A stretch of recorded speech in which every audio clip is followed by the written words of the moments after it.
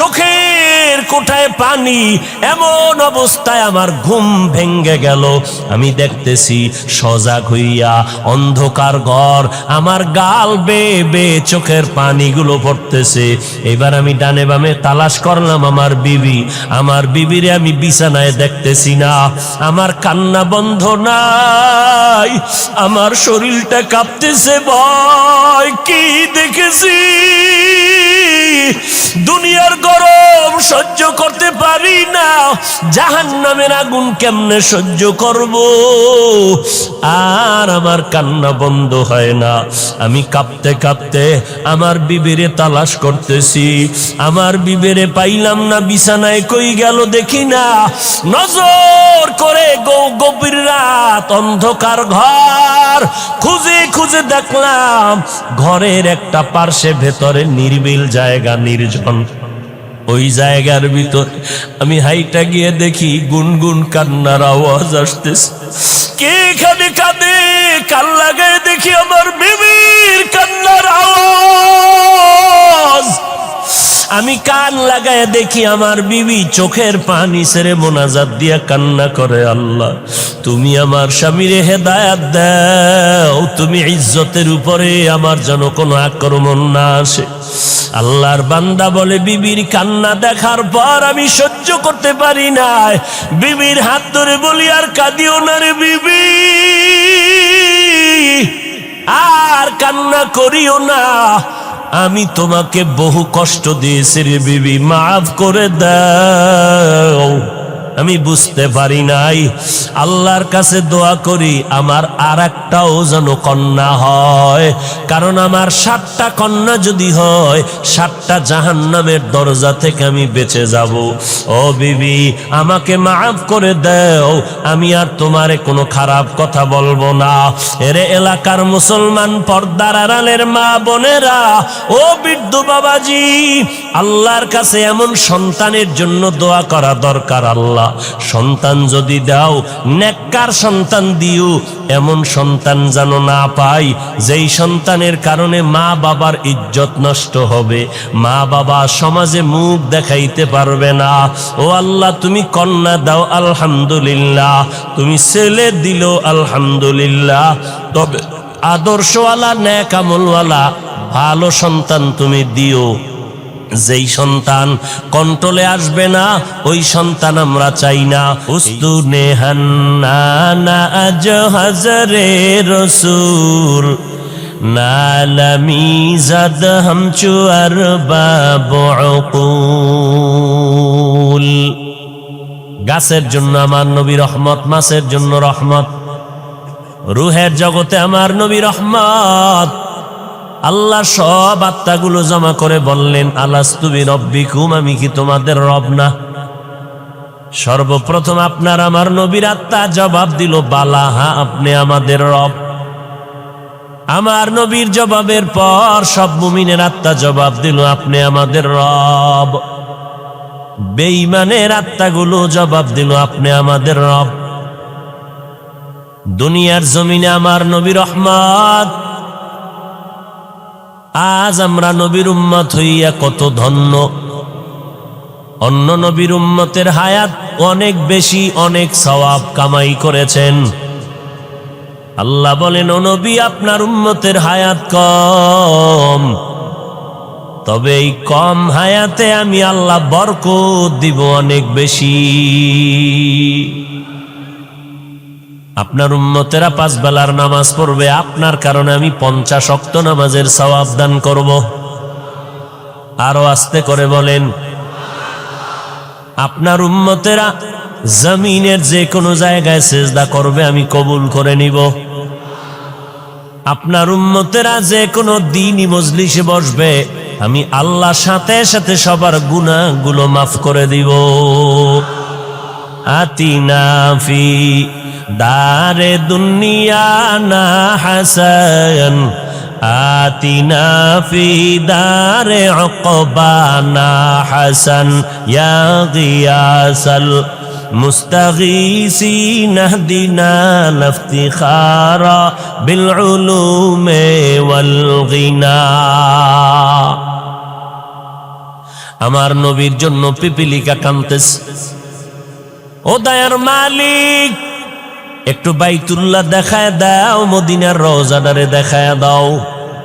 আল্লাহ বলে, মক্কার কবুতর জলদি করে যাও, অমুক এলাকার গর্তের থেকে পিপিলিকা আমার ঘর দেখবে, বাইতুল্লাহ যাও। পায়ের সাথে বাজাইয়া বাইতুল্লাহ দেখায় ঘুরাইয়া মদিনার উপর দিয়া তারে আবার জায়গায় পৌঁছাইয়া দাও। গর্তের সাপ আমার নবীর মোলাকাতের জন্য দীর্ঘদিন অপেক্ষমান। জঙ্গলের প্রাণী আমার নবীর জন্য পাগল। সাহাবায়ে কেরাম বলেন, আমরা রাস্তা দিয়ে হাঁটতেছি, আমাদের নবীর পেছনে বারবার ডানে বামের থেকে বারবার সালামের আওয়াজ পাইতেছি, কিন্তু মানুষ দেখি না। রহমতের নবী বারবার কেন সালামের আওয়াজ পাইতেছি? নবী বলেন, জানো না রে সাহাবা, আমি মুহাম্মদের আগমনের খবর পাইয়া জঙ্গলের প্রাণীরা সব আমি মুহাম্মদের সালাম জানাইতেছি। জঙ্গলের প্রাণীরা নবীরে চিনল, গর্তের পিপিলিকা সাপ চিনল।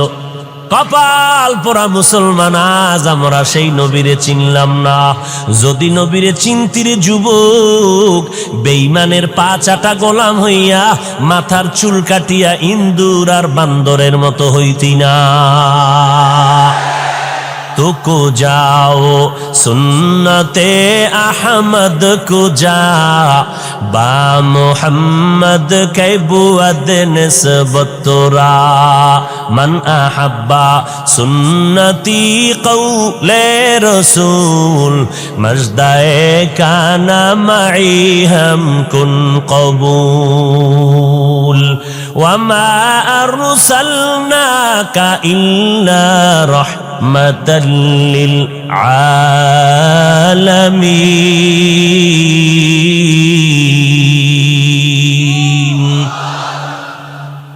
আমার নবী জগৎ সমূহের জন্য রহমত, বেঈমানের জন্য নবী রহমত, মুমিনের জন্য আমার নবী রহমত।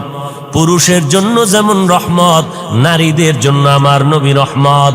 আমার নবীকে আল্লাহ বলেন, অন্য নবীর উম্মতেরা মারাত্মক অন্যায় করে করে সীমাটা লঙ্ঘন হলে আমি চেহারাটা পাল্টায় দিতাম, আপনার উম্মতের চেহারাটা পাল্টাবো না, কারণ এরা আমি আল্লাহর মোহাব্বতের নবীর উম্মত, কারণ আমি আপনারে অনেক ভালোবাসি। বলে কেমন? ঈসা নবী আমার আশেক, মুসা নবী আমি আল্লাহর আশেক, ইব্রাহিম নবী আমার আশেক, ইসমাইল নবী আমার আশেক, কিন্তু আমি আল্লাহ হলাম আপনি মুহাম্মদের আশেক। আমার আল্লাহ আমার নবীর আশেক। আমার নবী রাস্তা দিয়ে হাঁটেন, মেঘের খণ্ড ছায়া দেয়, সূর্যের গরম যেন নবীর শরীরে কষ্ট না দেয়। আমার নবীর ঘাম থেকে আম্মা জান আয়েশা বলেন মিশকের ঘেরান পাওয়া যায়। আমরা নবীর ঘামগুলো বোতলের মধ্যে ভরে ভরে রেখে দিতাম। বড় বড় অনুষ্ঠানে আমরা নবীর সে ঘাম আতর হিসাবে ব্যবহার করতাম। মায়ার নবী যেখানে কদম দিতেন ওই জায়গা থেকে দীর্ঘদিন মিশকের ঘ্রাণ পাওয়া যাইত। মায়ার নবী আমার চেহারার মধ্যে এত বরকত আল্লাহ দান করেছেন। মায়ার নবীর চেহারা মোবারকের দিকে একটা নজর দিলে পেটের ক্ষুধা নিবারণ হয়ে যায়। নবী বলেন, আমি এমন একটা সময় মক্কা নগরীর মধ্যে আবির্ভূত হলাম, যেই সময় মক্কার মানুষের চরিত্র নাই, পৃথিবীর নিকৃষ্ট খারাপ, এদের জবান বড় খারাপ, এদের আখলাক আদর্শ বড় খারাপ। বাইতুল্লাহর মধ্যে 360টা মূর্তি লাগানো, নারী পুরুষ উলঙ্গ হইয়া চতুর্পার্শ্বে তাওয়াফ করে এবং যৌবনের আদান প্রদান করে, যখন তখন পশুর মতো যৌবনের চাহিদা পূরণ করে, নারীদেরকে তুচ্ছ মনে করে, সমাজ থেকে তারা তাড়ায় দেয়। বিধবা নারীর কোনো মূল্য নাই। কন্যা সন্তান যদি জন্ম নেয়, সাথে সাথে বাবা লজ্জায় মাথা গুটাইয়া নেয়, সমাজে মাথা উঁচু করে না। আবার কোনো বাবা লজ্জায় পড়িয়া বাধ্য হইয়া কন্যা সন্তানগুলো জ্যান্ত মাটির মধ্যে দাফন করে দিত। আমি নবী রহমতের বাতাস নিয়ে যখন মক্কা নগরীতে আগমন করলাম, আসা মাত্র পরিবর্তন মক্কার জমিনে শুরু হয়ে গেল। মা আমেনা বলেন, মোহাম্মদ যেদিন আমার গর্ভ থেকে জমিনের মধ্যে পদার্পণ করলো, আমি একটা বড় নূরের আলো দেখতে পেলাম। ওই আলোটায় শুধু আমার ঘর আলোকিত হয় নাই, বসরা এলাকা, বিশাল বড় রাজার রাজপ্রাসাদের এলাকা, বহুদূর ওই আলো দিয়ে দেখলাম বসরা পর্যন্ত রাজপ্রাসাদগুলো সে আলোতে দেখা যায়। আর আমার নবী বলেন, আমি যেদিন দুনিয়াতে আসছি, আমি এসে সেজদার হালাতে মাওলা পাকের শুকর আদায় করছি। আমি আল্লাহর শুকর আদায় করে সেজদারত অবস্থায় যখন আসলাম, বাইতুল্লাহর ৩৬০টা মূর্তিও সেজদায় পড়ে গেল। আমি নবী যখন দুনিয়াতে আসছি রহমতের বাতাস নিয়ে, ওই পারস্যের মধ্যে প্রজ্বলিত 1000 বছরের আগুনটা ঠাস করে নিভে গেল। আমি মুহাম্মদ মায়ের গর্ভ থেকে এমন এক সময় জমিনের মধ্যে পদার্পণ করেছি, আমি নবী জমিনের মধ্যে আসা মাত্র ওই আগুন পর্যন্ত নিভে গেল।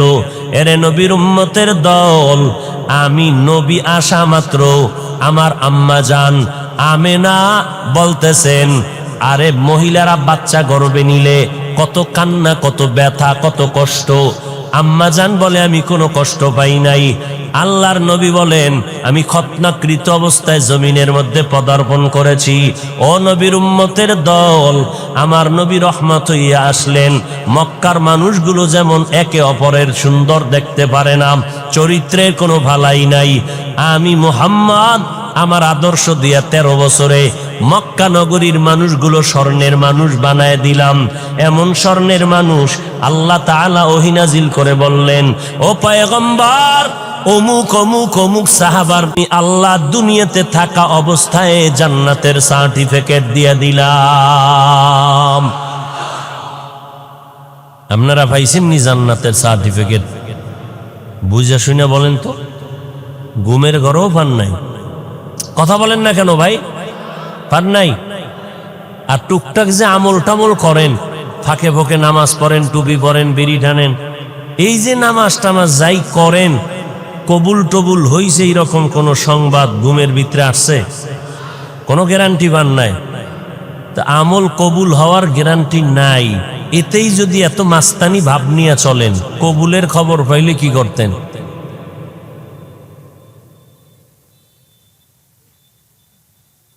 হায় হায় হায়, আল্লাহ হেদায়াত দান করেন। মায়ার নবী রহমাতুল লিল আলামিন হয়ে জমিনে আসলেন। আল্লাহ তাআলা বলেন, আমি হলাম জগৎ সমূহের জন্য রব।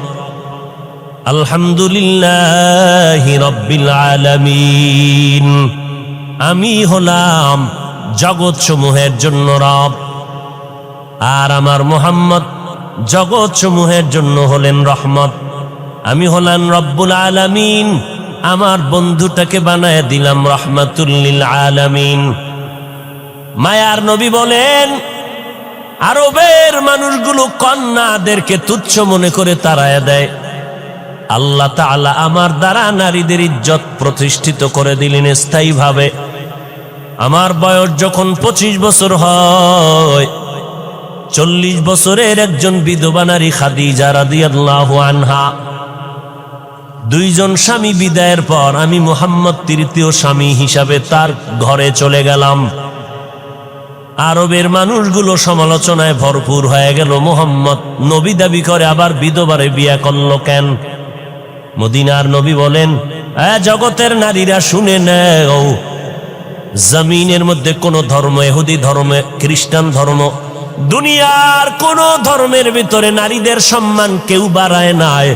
আল্লাহ তাআলা ইসলামের ব্যানার দিয়া আমি মুহাম্মদের দ্বারা নারীদের ইজ্জত বাড়ায় দিয়েছেন।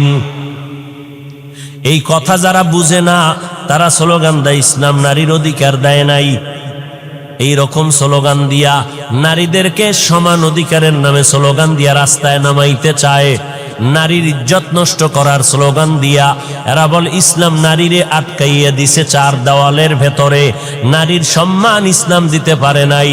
এরে নবীর উম্মতের দল, আল্লাহর নবী বলেন ইসলাম ছাড়া দুনিয়ার কোনো তন্ত্রমন্ত্রে নারীর সম্মান মর্যাদা বাড়াতে পারে নাই। যারা বিশ্বাস করে না তারা নারীর দুশ্মন, তারা মানবতার দুশ্মন, তারা ইসলামের দুশ্মন। কন্যা সন্তানদের তারা অবহেলা করে। কন্যা সমাজের বোঝা। মদিনার নবী বলেন, ও দুনিয়ার মানুষ, একটা কন্যার যদি বাবা হও তুমি অন্তরে খুশি হও, তুমি একটা জান্নাতের মালিক হয়ে গেছো। দুইটা কন্যার যদি বাবা হতে পারো তুমি দুইটা কন্যা পাইয়া দুই জান্নাতের মালিক। তিনটা কন্যা যদি পাও তুমি তিনটা জান্নাতের মালিক। চার কন্যা পেলে তুমি চারটা জান্নাতের মালিক। এরে নবীর উম্মতের দল, বর্তমান দুনিয়াতে এমন কিছু দুশ্মন আছে, মাওলার কাছে ছেলে হইলে খুশি, মাইয়া হইলে বড় বেজার। আসেনি? মাইয়া হইলে বেজার যদি হও তো তুই মাইয়া বিয়া করলি কে? ও নিমক হারাম, রসুলের দুশ্মন। কন্যা সন্তান হলে কষ্ট পায়, ছেলে হলে খুশি কেন? যৌতুকের নামে পচা পায়খানা খাওয়া যাবে মজা করে, কি ঠিক না? কুকুরকে বিরিয়ানি পোলাও যদি দাও কলিজা ঠান্ডা হবে না যতক্ষণ না পাক না দিবা। এই সমাজের মানুষের যতই বয়ান দেই না কেন, এরপরেও তাদের হারাম খাইতেই হবে, না খাইলে কলিজা ঠান্ডা হবে না। ছেলেটা হইলে খুশি, এই ছেলেরে যৌতুক নিয়ে বিয়া করাবো। যেই মাইয়া আমার ছেলেরে দিবি আগে কন্টাক্ট করে বিদেশ নিবি নি, ভিসাটা দিতে পারবি নি, তাহলে আমার মাই তোমার মেয়েটা নিব। তোমার ছেলে ভিসা দিল, ভিসা পাইয়া বউ ফালাইয়া এবার আবার বিদেশ চলে গেল। বলো তোমার বউরে কার কাছে পাহারা দিলে? আমার ছোট ভাই আছে না, আমার ছোট ভাই পাহারা দিবে। ঘরের মধ্যে সমাজের ভেতরে জেনার আড্ডাখানা বানায় দিলারে ভাই, নারীর উপরে জুলুম করলা যৌতুক নিয়া। 250 গ্রাম বাথরুমে 2 কাপ পায়খানা খাইলে এই পরিমাণ আল্লাহ বেজার হবে না? যৌতুকের নামে পচা পায়খানা খাইলে যেই পরিমাণ আমার আল্লাহ বেজার। কারণ পায়খানা খাইয়া হালাল সাবান দিয়া কুলি করবি, মুখের গন্ধ চলে যাবে। কিন্তু যৌতুক খাইয়া শ্বশুরের কাদাইলি, শাশুড়ির চোখের পানি ফালাইলি, বউটার উপরে জুলুম করলি। খোদার কসম একবার, আল্লাহর কসম 2 বার, আল্লাহর কসম 3 বার, যৌতুক নিয়ে যারা বিয়া করবি তোদের মরণ পর্যন্ত সংসারে কোনোদিন শান্তি হবে না। শান্তি দেওয়ার মালিক তোমার আব্বা। কে? আল্লাহ শান্তি দিবে আল্লাহর সাথে গাদ্দারি করলে। हकीकत से तो दुनिया बेखबर है, दुनिया की नुमाइश पर नजर है। नमी गुयाम के आज दुनिया जुदा बाश, बहारो कारे के बाशी बा खुदा बाश। আল্লাহ 2টা হাত দিছে, এটা রশি দিয়া বাইন্দা রাখার লাগি। 2 হাত দিয়া কামাই করবি, বিয়ার আগে বলবি আমি নিজের পায়ে দাঁড়ায় গেছি, শ্বশুরের গোষ্ঠী আয় বিয়া যে করব সেও আমারটা খাবি, তোর মায়েরে খাওয়াবো, শ্বশুর বাড়ির বাবারে খাওয়াবো, 14 গোষ্ঠীরে খাওয়াইয়া রাখবো। কোনোদিন খোটা যেন দিতে না পারো, তোর বাড়ির থেকে খেয়েছি, তোর বাড়ির খাট লাগবে না, আলমিরা লাগবে না, আমি টাকা দিয়া খাট, আলমারি, চেয়ার, সোফা কিনে ফেলবো। তোর বিয়া করার সময় তোর বাবায় যদি স্বর্ণের অলংকারও দিতে না পারে, লাগবে না, আমি নিজে তোর চেইনের ব্যবস্থা করে দিব, স্বর্ণের ব্যবস্থা করে দিব। আমি যদি তোরে লালন পালনের জিম্মেদারি নিতে নাই পারি তো বিয়া করার কোনো সার্থকতা নাই। অতএব আমি একজন পুরুষ, পুরুষ না, আমি মদিনাওয়ালা নবীর একজন উম্মত। অতএব আমি হারাম কখনো খাবো না, প্রয়োজনে মরিয়া যাব, না হয় আল্লাহকে রাজি করে চলবো। আপনাদের এলাকায় গজব আসেনি? হ্যাঁ বলেন তো, এই হারাম খাইয়া শান্তিতে আছে কারা? ওর ঘরের সন্তান সব কুতুবুল আলম। হ্যাঁ, নাই নাই নাই নাই, আল্লাহ হেদায়াত দান করুন। আরো জোরে বলেন, ওয়ামা আরসালনাকা ইল্লা রাহমাতাল লিল আলামিন। কেমন মায়ার নবী, নারীর জন্য রহমত। আম্মাজান খাদিজাকে বিয়া করিয়া রহমত বর্ষণ করে দিলেন।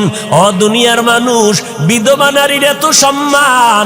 আমি মুহাম্মদ এই খাদিজার গর্ভ থেকে সন্তান পেয়েছি।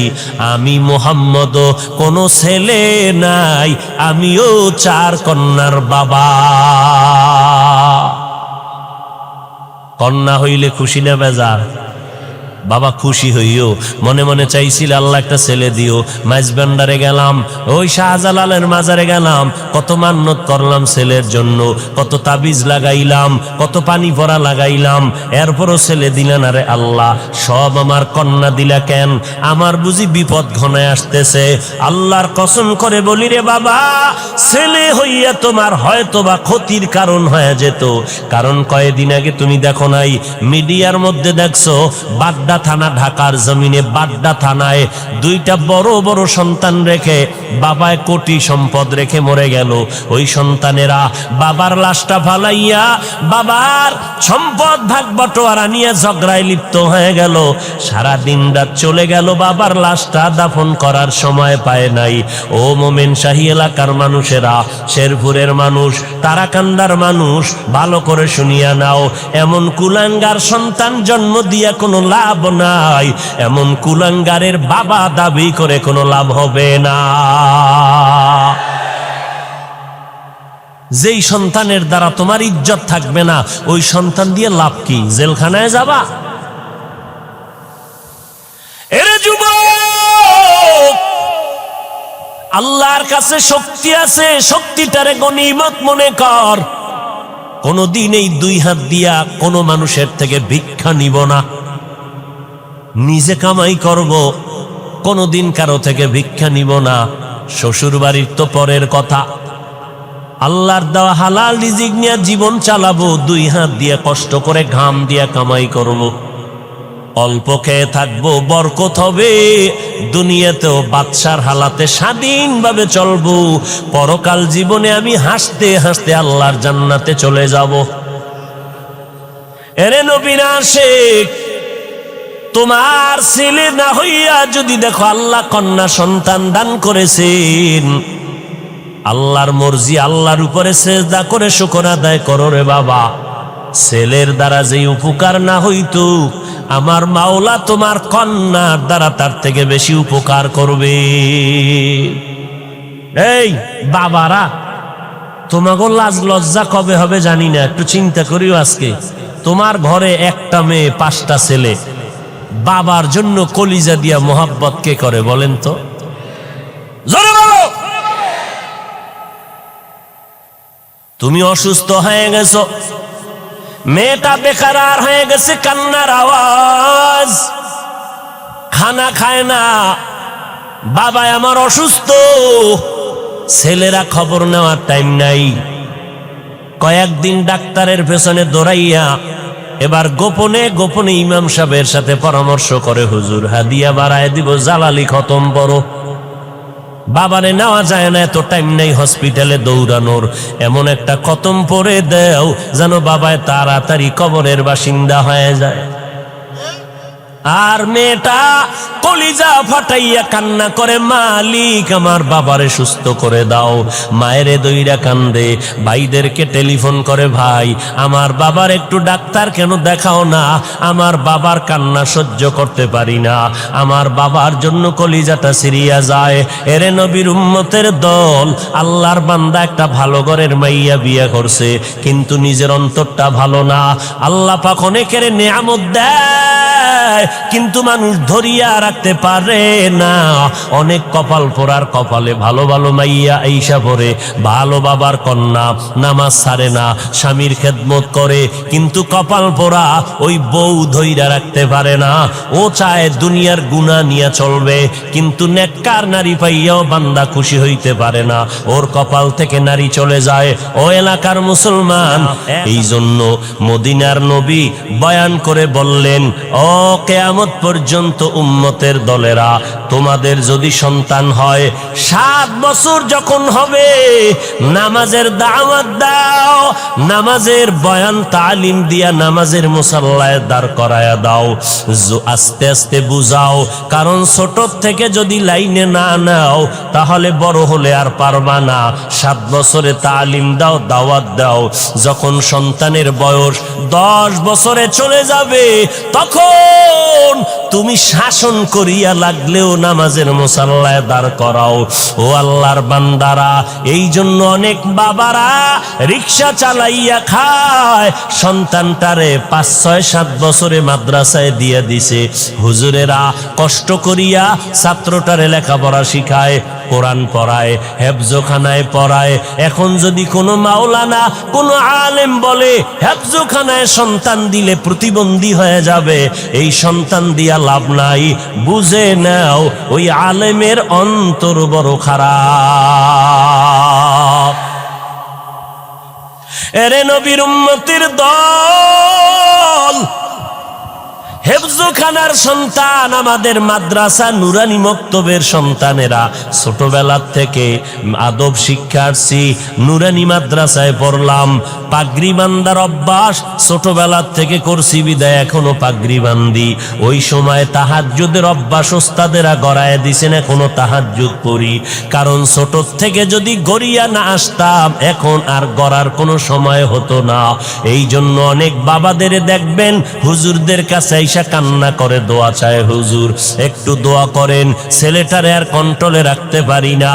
বয়স কত বলে 15 বছর, 18 বছর, 20 বছর, সন্তানটারে কন্ট্রোল করতে পারি না। মোবাইল নিয়ে দৌড়ায় যায়, পকেটের থেকে টাকা নেয়, নামাজ রোজার ভালাই নাই, মায়ের সাথে খারাপ আচরণ, বাবার সাথে খারাপ আচরণ, এলাকার মুরব্বীদের সাথে খারাপ আচরণ করে। হুজুর এখন কি করি? মদিনার নবী কয় কি করলে হবে না, কোন তাবিজ লাগাইলে হবে না। মদিনার নবী 1500 বছর আগে যেই তাবিজ লাগায় দিলেন ওই তাবিজ ব্যবহার করো। 7 বছরে দাওয়াত দাও, 10 বছরে শাসন করা লাগলে করো, তারপরেও সন্তানেরে ছাড়িয়া দিও না। সময় হারাইয়া গেলে কানলেও কোনো লাভ হবে না। এরে নবীর উম্মতের দল, আমরা মাদ্রাসায় পড়েছি। ও যুবক, মনে মনে ভাবতেছো আজকে হুজুরদের কথা মতো যদি চলি, নবীর তরিকায় চলি, স্বাধীনতা থাকবে না, লেখাপড়ার স্বাধীনতা থাকবে না। ও নবীর আশেকের দল, আজকে আমিও যদি তোমার মতো চিন্তা করিয়া প্যান্ট শার্টটাই লাগাইয়া রাস্তায় চলতাম, কেউ আমারে বাধা দিত না। টুপিটা মাথায় দিলে মাথা গরম লাগে, কম বুঝি না, এরপরও কেন টুপি ফালাই না? দাড়িটা লম্বা করার কারণে যৌবনের ভাব চলে যায়, এরপরও কেন দাড়ি ফালাই না? লম্বা জামা পরার কারণে শরীর গরম লাগে, তারপরও কেন ফালাই না? কওমি মাদ্রাসায় লেখাপড়া করেছি, যেখানে পড়লে কোনো চাকরি নাই, এরপরও কেন ওই রাস্তা ছাড়ি না? তাবলিগের পথ কেন ছাড়ি না? দেওবন্দীদের পথটা কেন ছাড়ি না? এরে নবীর উম্মতের দল, চিন্তা ভাবনা করে দেখলাম আল্লাহর কোরআন সত্য, নবীর কথা সত্য। আরো দেখলাম কি জানো, নবীর তরিকা মতো চলতে গেলে যারা কয় স্বাধীনতা থাকে না, আমরা দেখলাম আমাদের স্বাধীনতা তো নষ্ট হয় নাই। নবীর তরিকা সারা যারা, এরাও যেমন 3 বেলা খায়, আমরা নবীর তরিকাওয়ালারাও তো 3 বেলা খাই, আরো ভালো খাই, বেশি খাই। নবীর তরিকা যারা বাদ দিল, এরাও যেমন ব্যবসা চাকরি করে, আমরাও তো ব্যবসা চাকরি করার সুযোগ আছে। ও আল্লাহর বান্দা, যারা স্কুল কলেজে পড়তেছি, এরাও লেখাপড়ার স্বাধীনতা নিয়া, আমরাও তো স্বাধীনভাবে চলি। ওই যারা নবীর তরিকা মানে না, দেশ বিদেশ সফর করি, তো আমাদের তো সম্মানও কমে নাই, স্বাধীনতাও নষ্ট হয় নাই। আর পরকালের চিন্তা করে দেখলাম আজকে আমি চেয়ারে বসিয়া বয়ান করি, এই ময়দানে হাজার লাখো মানুষ, এই মানুষগুলো বয়ান শুনতেছে। আজ আমি বক্তা, আপনারা সবাই শ্রোতা, আমার কত দাম কিন্তু চিন্তা ভাবনা করে দেখলাম যেদিন সাদা কাপনের প্যাকেট রেডি হয়ে যাবে, আজরাইল আইসা বাঁশিতে সিগন্যাল দিয়ে আমার প্রাণ নিয়ে যাবে, ওই সাদা কাপনে যেদিন ঢুকবো ওই দিন দেখা যাবে কেউ আমার পাশে নাই। আমার আত্মীয়, আমার রক্তের লোকেরা আমার গেঞ্জিটার বেলেট দিয়ে কেটে রেখে দিবে। 3টা সাদা কাপনের প্যাকেট বানাইয়া ওই মাটির গর্ভে কবরে রাখিয়া সবাই চলে যাবে। ওখানে আমার এত ভক্তবৃন্দ কেউ যাবে না, ওই কবরে কেউ আমার সঙ্গে থাকবে না, ওই কবরে একটা বাতিও কেউ দিবে না, টেলিফোনের ব্যবস্থাও হবে না। ওই কবরে যাওয়ার পরে মদিনার নবী বলেন, তুমি পীর নাকি মুরিদ, তুমি ধনী না গরিব, আলেম না মূর্খ, ফেরেশতারা জানতে চাইবে না। ফেরেশতাদের প্রশ্ন হবে 3টা, রবের পরিচয় দাও, ধর্মের পরিচয় দাও, রাহমাতুল লিল আলামিনের পরিচয় দাও। নবী বলেন, যারা জবাব দিতে পারবে তাদের কবর হবে রওজাতুম মির রিয়াজিল জান্নাহ, যারা দিতে পারবে না তাদের কবর হবে হুফরাতুম মিন হুফারিন নার। ওই অন্ধকার কবরে দুনিয়ার থেকে যারা রবের গোলাম হয়ে যাবে তারা জবাব দিয়ে দিবে রব্বি আল্লাহ। যারা ইসলাম মেনে চলবে কবরে গিয়া জবাব দিবে দীনি আল ইসলাম। যারা নবীর সুন্নতের আমল করে যাবে, নবীকে দেখা মাত্র চিনে ফেলবে, সাথে সাথে আমার আল্লাহ গাইবি আওয়াজ দিয়া বলবেন, ফেরেশতা 3.5 হাত কবর বড় একটা বালাখানা বানাও, জান্নাতের সাথে রাস্তা খুলে দাও, আমার বান্দা এখন জান্নাতের বিছানার মধ্যে আরামে ঘুমাবে।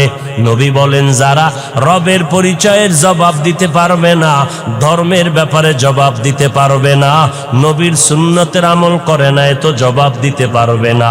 নবী বলেন, আল্লাহর ফেরেশতা যখন প্রশ্ন করবে তখন গুনাহগার বেনামাজিরা বলবে, হা হা লা আদরি, আমি কিছুই জানি না, কিছুই জানি না। আল্লাহর নবী বলেন, সাথে সাথে আমার আল্লাহ ডাইরেক্ট আওয়াজ দিয়া বলবেন, কবরের ফেরেশতা এই নাফরমানের আর সময় দিও না, আমি দুনিয়াতে কম সুযোগ দেই নাই, আমার দেওয়া পানি, বাতাস, সূর্যের আলো, চাঁদের আলো, নদীর মাছ, গাছের ফল, জমিনের ফসল খাইয়া এত বড় গাদ্দার আর নিমক হারাম একবারও আলহামদুলিল্লাহ বলে নাই। ওলামায়ে কেরামগণ পায়ে হাত ধরে ধরে নামাজের দাওয়াত দিত, একবেলার নামাজও পড়ে নাই। এখন আর দেরি না করে কবরের মধ্যে জাহান্নামের বিছানাটা দিয়া দাও, জাহান্নামের সাথে রাস্তা বানায় দাও। 1টা না 2টা না, কবরে 99টা সাপ। আল্লাহর নবী বলেন, আমার আল্লাহ কুদরতের আওয়াজ দিয়া বলবেন, ওরে কবরের মাটি, ওই গুনাহগারের 2 পার্শ্ব থেকে জোরে জোরে চাপ দাও। কবরের মাটি এত জোরে চাপ দিবে, চাপের কারণে পাজরের হাড়গুলো চুরমার হয়ে যাবে রে বাবা। এরে যুবক, একটা মশার কামড় সইতে পারো না, একটা বেতের বাড়ি সইতে পারো না, সূর্যের গরম সহ্য করতে পারো না রে বাবা। গুনাহ নিয়ে কবরে গেলে ওই কবরে মাটির চাপ কেমন করে সহ্য করবা, জাহান্নামের আগুনের গরম কেমনে সহ্য করবা। আমার আল্লাহ তওবার দরজা দিয়ে ডাকে, ও গোলামেরা তওবা কর। জীবনে যদি চোখের পানি ছেড়ে তওবা করতে পারো, আমি আল্লাহ তোমারে মাফ করে দিব। এ যুবক ভাইয়েরা, আমার পর্দার আড়ালের মা বোনেরা, বৃদ্ধ বাবাজিরা, আমার মাওলাকে মনে মনে ডাকিয়া বলো, হে মালিক, এই ময়দানে আমার মতো গুনাহগার কেউ নাই। গুনার কারণে আমার হাত না পাক, আমার চোখ না পাক, আমার জিহ্বা না পাক, আমার অন্তর না পাক। আমার গুনার খবর আমার মা বাবা, ভাই বোন, পরিবারের কেউ জানে না। জানলে কেউ আমারে সম্মানের নজরে দেখতো না। ও মালিক, আপনি গুনার খবর জানার পর রাগ করিয়া পানিও বন্ধ করেন নাই, বাতাস বন্ধ করেন নাই, খানাও বন্ধ করেন নাই। ও আল্লাহ, আজকে তওবার নিয়ত করেছি, জীবনে কত নামাজ বাদ দিলাম। ও যুবকেরা, তোমার আমার মতো যুবক স্কুল কলেজে পড়ে র্যাব আর্মি পুলিশ বিডিআরের চাকরি করে, নামাজ ছাড়ে না, ড্রাইভারি করে, কৃষিকাজ করে, নামাজ ছাড়ে না। বলো তুমি কেন নামাজ পড়তে পারবা না? আল্লাহর কাছে তৌফিক চাও। ও আল্লাহ, আজকে থেকে তওবার নিয়ত করলাম, নামাজ বাদ দিব না, মা বাবার দোয়া নিয়ে চলবো, কষ্ট দিব না, ওলামায়ে কেরামের বিরোধিতা করে গুনাহগার হব না, আহলে হক ওলামাদের পরামর্শ নিয়ে চলবো, দেশ ও জাতির বিরুদ্ধে কোনো ষড়যন্ত্রে লিপ্ত হব না। ও দয়ার মাওলা, তুমি আমার তওবা কবুল করে নাও, তওবার উপরে চলার তৌফিক দান করো। তুমি যদি তৌফিক না দাও, আমি সঠিকভাবে টিকে থাকতে পারবো না, শয়তানের ধোকায় আমি পিছলে পড়ে যাব। ও আল্লাহ, খাঁটি অন্তরে তওবা করতেছি, আর নামাজ ছাড়বো না, দাড়ি কাটবো না, বেপরদায় চলবো না। ও যুবকেরা, আমার মাওলার কাছে তওবার নিয়ত করে ফেলো, দুনিয়াতে চিরদিন থাকা যাবে না। ওই অন্ধকার কবরে আমার নবীর কথা যদি সত্য মনে করো, গুনাহমুক্ত হইয়া কবরে যাও, আর আল্লাহর কাছে তওবার নিয়ত করে ফেলো। রিজিকের মালিক আল্লাহ, ইজ্জতের মালিক আল্লাহ, হায়াতের মালিক আমার আল্লাহ। আর কোনদিন গায়রুল্লাহর গোলামি করব না, আল্লাহর গোলামি, নবীর তরিকায় চলবো। তওবা করার যদি নিয়ত হয়, খাঁটি নিয়তে দুটো হাত আমার আল্লাহকে দেখাইয়া দাও। আয় আল্লাহ, আমাদের হাতগুলো কবুল করে নেন, তওবা কবুল করে নেন, তওবার উপরে মজবুত হইয়া চলার মতো তৌফিক দান করেন। আমিন। আলহামদুলিল্লাহি রাব্বিল আলামিন। والصلاة والسلام على سيد الأنبياء والمرسلين وعلى آله وأصحابه أجمعين يا أرحم الراحمين يا أرحم الراحمين يا أرحم الراحمين رب ارحمهما কামা রব্বায়ানি সগীরা। ও দয়ার মালিক, গুনার বোঝা মাথায় নিয়ে হাত তুললাম। ও দয়ার আল্লাহ, কত মুরব্বী হাজী সাহেব, কত ব্যবসায়ী, চাকরিজীবী, ওলামায়ে কেরাম, যুবক ছাত্র ভাইরা, পর্দার আড়ালের মা বোনেরা হাত তুলেছেন। ও দয়ার মালিক,